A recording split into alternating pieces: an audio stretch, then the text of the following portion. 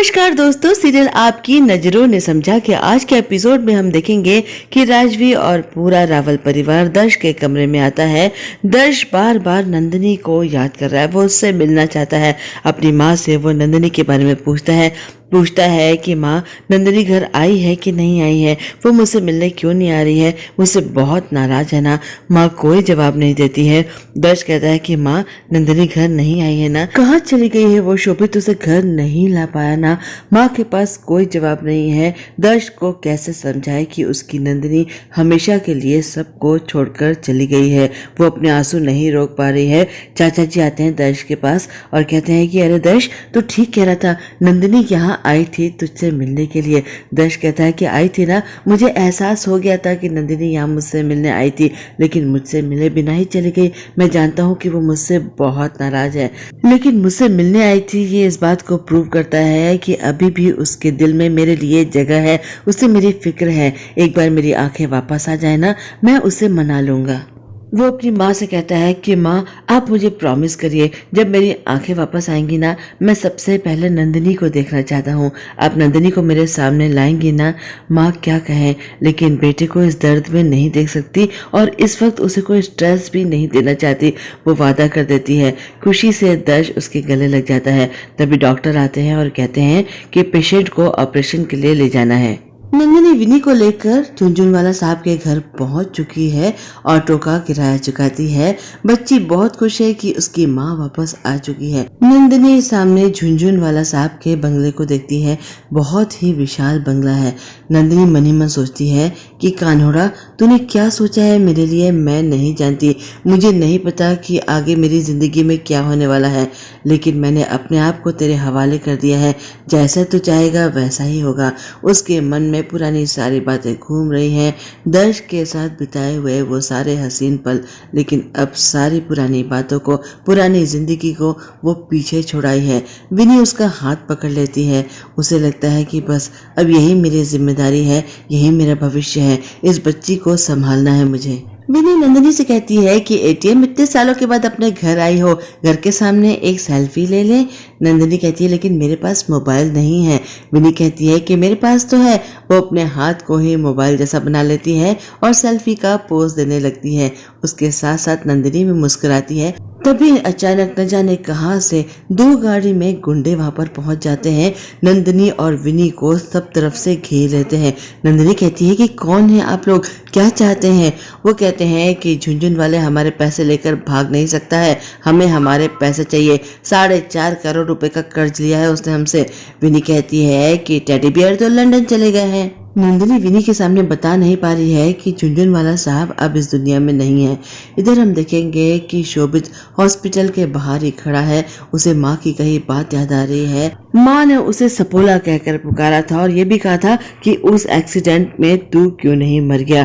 तभी चार्मी उसके पास आती है। वो उससे कहता है कि तुम यहाँ पर क्यों आई हो, क्या माँ ने तुम्हें यहाँ पर भेजा है। मैं वादा करता हूँ कि मैं अपनी शक्ल रावल परिवार में किसी को नहीं दिखाऊंगा, लेकिन मेरे भाई की सर्जरी हो जाए, बस इसीलिए मैं हॉस्पिटल के बाहर खड़ा हूँ। चार्मी कहती है कि शोभित, मुझे किसी ने नहीं भेजा है। मैं मानती हूँ कि तुमने जो कुछ भी किया है बहुत गलत किया है, लेकिन क्यों किया है मैं ये भी जान चुकी हूँ।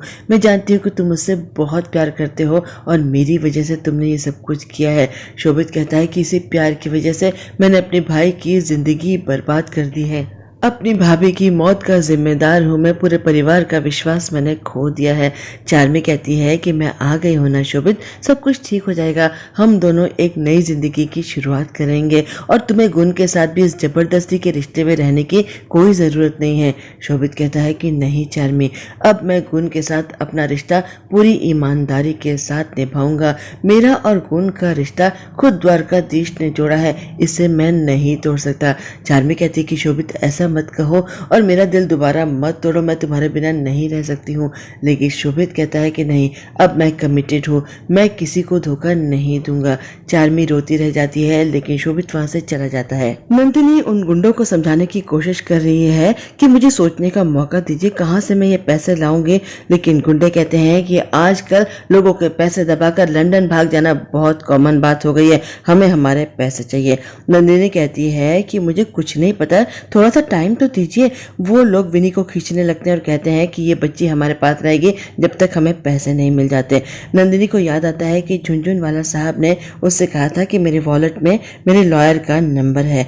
वो जल्दी से पर्स खोलती है, उसमें से नंबर निकाल लेती है, गुंडों से कहती है कि आप में से कोई मुझे अपना फोन तो दे दो।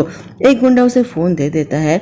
नंदिनी लॉयर से बात करती है तो पता चलता है कि झुनझुनवाला साहब के ऊपर 50 करोड़ रुपए का कर्ज चढ़ा हुआ है। पिछले 2 साल से रावल स्वीट को छोड़कर किसी भी और बिजनेस से उन्हें कोई मुनाफा नहीं हो रहा है। वो लगातार घाटे में डूबते चले जा रहे हैं और ये घर जो विनी के नाम है वो भी गिरवी रखा जा चुका है।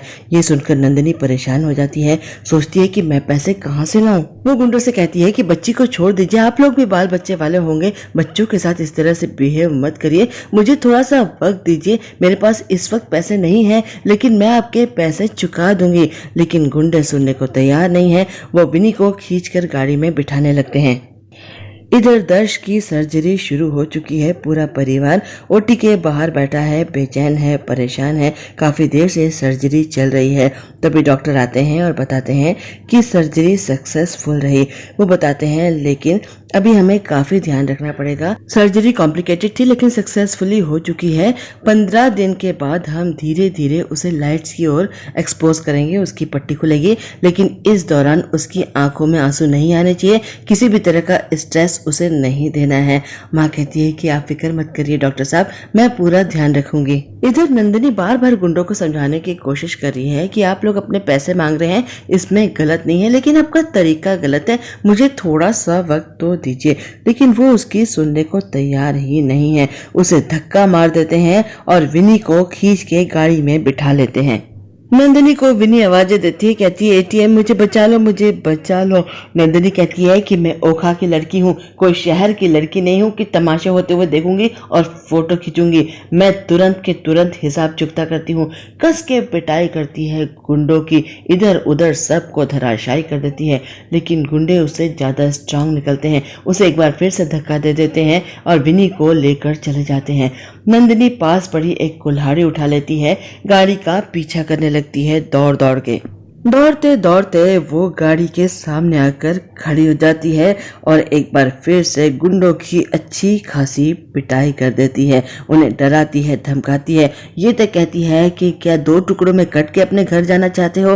गुंडे उससे डर जाते हैं, विनी का हाथ छोड़ देते हैं। विनी जल्दी से भाग कर आती है, नंदिनी की पीठ पर चढ़ जाती है। इस वक्त नंदिनी बिल्कुल झांसी की रानी लग रही है, हाथ में कुल्हाड़ी है और पीठ में बच्चा। गुंडे भाग जाते हैं वहां से, साथ साथ धमकी देते जाते हैं कि हम अपने पैसे नहीं छोड़ेंगे। नंदिनी कहती है चलो भागो यहाँ से। विनी बड़ी खुश होती है, कहती है एटीएम तुमने मार्शल आर्ट सीखी है क्या, कौन सा बेल्ट है तुम्हारे पास।